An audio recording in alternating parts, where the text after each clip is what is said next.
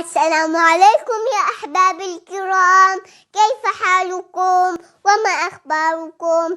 حياكم الله. لقد اشتقت إليكم كثيرا. أهلا. اليوم سأحدثكم الحديث المسلسل بالرحمة، وربما يطلق عليه الحديث المسلسل بالأولية.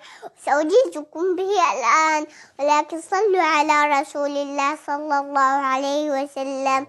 صلى الله عليك يا سيدي يا رسول الله. أقول بالله التوفيق.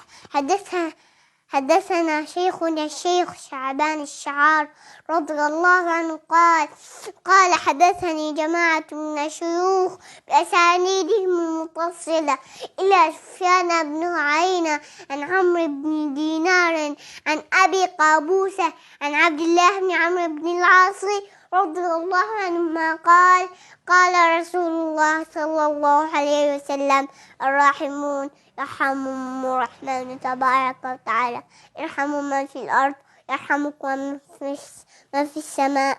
قد أجزتكم به، وصلى الله على سيدنا يا رسول الله.